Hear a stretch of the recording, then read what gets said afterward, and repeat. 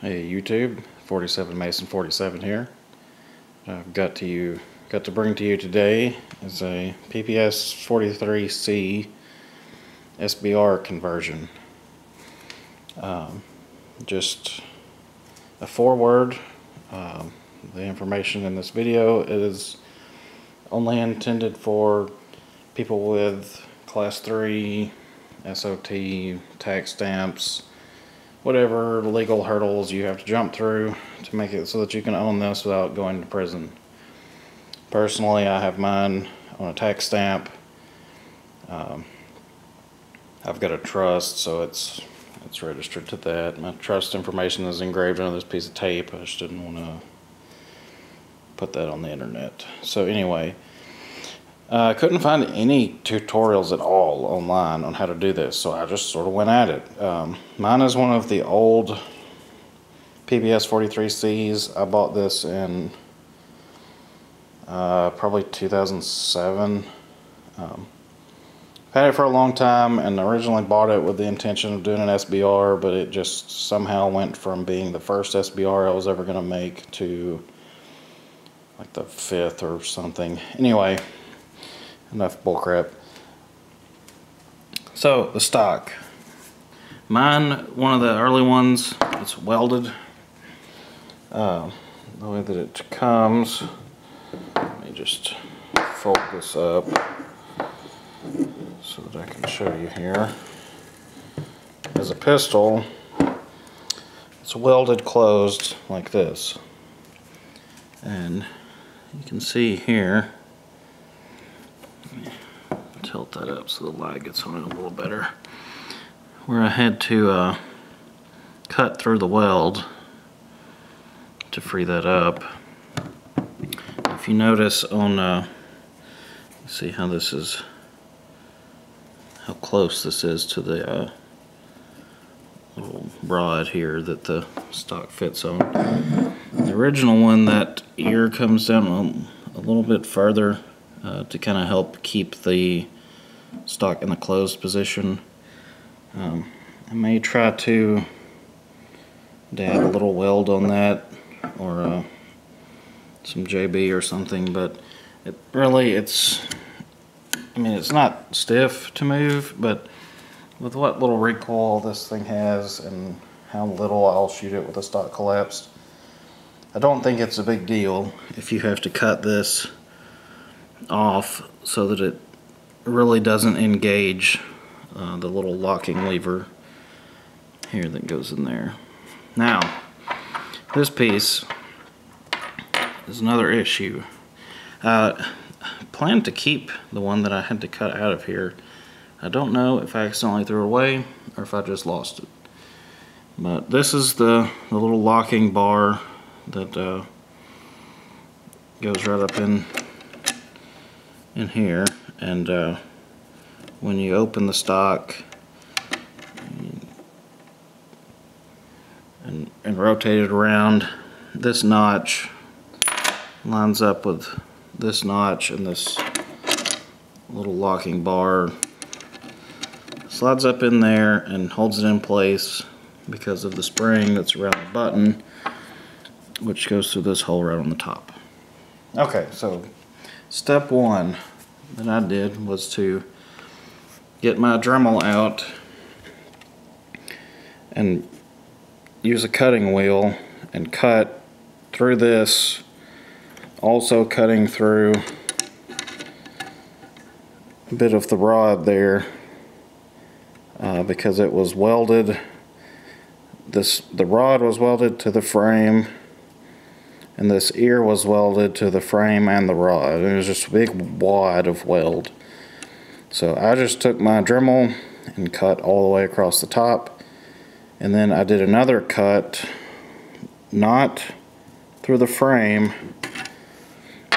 but if you turn this up so that the gun's laying on the back of the receiver, you can see the marks there. I actually ran the Dremel right along the inside of this and cut through this little piece. So I cut this instead of the receiver. This you can replace. Your receiver, adding metal back onto that will not be so much fun. So, see, this one I had to do the same thing. Not quite as bad because this side was welded fairly crappy compared to the other side. You see, I kind of got a little too far down into the metal, but not enough to matter. It's just cosmetic, really. But anyway, you want to cut that, and then just cut straight down through here until you get that bar kind of freed just a little bit. And then what I did, you keep cutting a little bit deeper until you get the stock so that it'll move. Now you may have to kind of grind, like, you know, you cut the side here and then the top part of it. You may have to sort of grind it down to get this to go past it, because the button will not move. This rod will not move. They make sure of that. But I went ahead and rotated the stock around. It wouldn't open all the way because there was still some welding crap in there that I had to grind out, again using the Dremel. It's pretty much the only tool. Dremel and drill press is basically all you need to do this project. But cut that so that the stock will move a little bit, you know that you've got it freed. Now this is the button that was in mine. I did manage to save this part. You can see how, you know, this one, the proper button, the head is significantly bigger, and also the shaft isn't freaking bent at like a pretty nasty angle there. I'm guessing what they did is run this down in there and then hit with a hammer or something to paint it, just to be like quadruple sure that you can't somehow push the button through the top of the receiver and activate the stock. I don't know. It doesn't have the spring with it either. So buy this. This is the stock from a parts kit. You can buy the whole parts kit if you want, or you can just buy the stock. I think the stocks are like 40 bucks on Gunbroker. Whole parts kit's like 80 with 3 mags. In my opinion, just buy the whole parts kit, get some bonus mags, and have spare shroud or whatever if you need it. To get this out, this button out of my PPS, what I had to do, get a flashlight, is right in between the rod at the stock ride zone and where I've now got that button. Well, let's see, no. Okay, sorry. This was right there, so, okay. So in between the rod there that has the hole in it and then this locking bar, I took my Dremel and put a cutting wheel on it, and it just barely fit in there without marring up the finish or anything. But I had to swap cutting wheels once because it the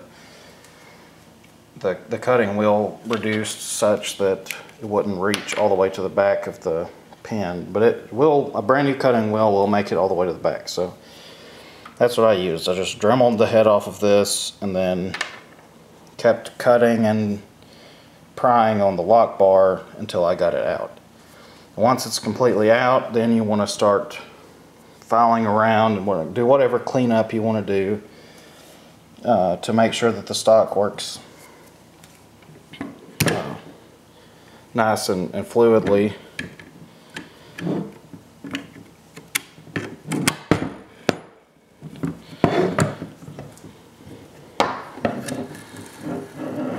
You don't want any, well, some resistance is fine, but you don't want it to, you know, be crunching or any of that sort of thing. So you want that to open freely. Now you come to this part. This will be in here, and the button will be up through the bottom of this, and it's held in place by, I guess they just sort of peened the end. If I can line that up with one hand or not.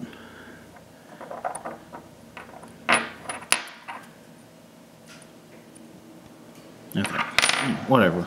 The button sticks to this hole. You can see on the grinding where I've ground on it. I just ground that whole peening off, and then you can see I ground it down on this end too, but it still fits nice and flush in there. And then I had to take a punch and just hit this a couple of times, and it will launch across the room because this is under pressure. But so put it over a box or whatever, hit it with a hammer just a couple of times, and that'll pop free. Then you've got the parts that you need to put in here and restore function. As of the time of this video, I do not have a big enough drill bit for this. This is a 3/8 inch hole. The factory stock is 27/64. It doesn't look like that much different. Even side by side, rotate this around. The holes don't look that much different, but this one is just small enough so that the button won't fit all the way in it, whereas this one, the whole assembly just fits through there freely. This one, not so much. So I've got a 27/64 bit drill bit on order. Should be here tomorrow. So hopefully I can finish that up. But you should just have to drill this out and then run this through and stick it into this block. And then, I mean, I guess you could use epoxy or something. I'm going to take just a little bit of weld and weld the button to that lock bar. That's how they did it with this one, which is a little annoying. You can't just grind it and pop it free, but whatever. That's my plan. So I'll finish this video hopefully in another couple of days and have this whole thing working. Alright, it's a few days in the future and this build is done.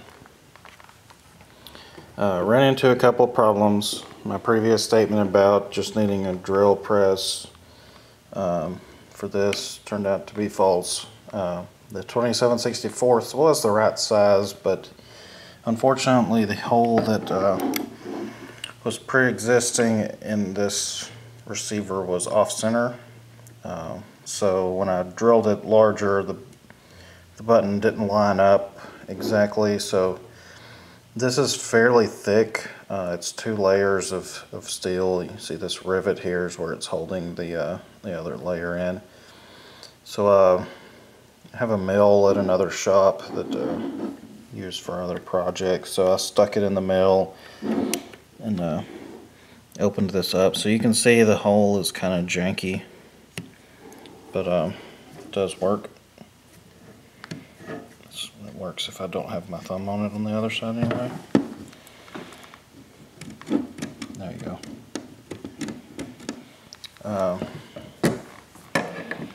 Here you can see just welded it on the back side. And I'm going to put the camera down and open the stock up.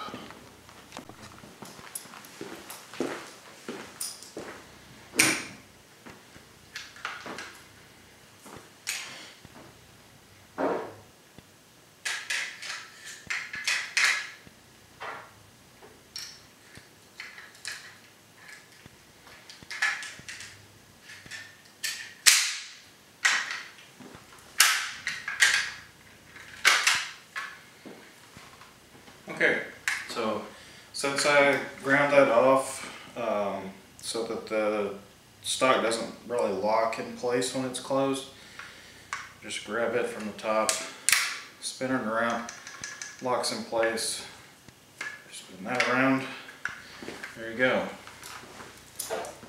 I did just shop that I have access to is out in the county, so I ran mag through it and it worked just fine. Stock heads, a lot of stability, makes it really pleasant to shoot. Recoil is a little more than 9mm. Not bad at all. Great little carbine. If you got the pistol version of this, it's well worth the tax stamp to convert it to an SBR, in my opinion. If you have any questions, feel free to leave me a comment. I'll try to reply within a day or two.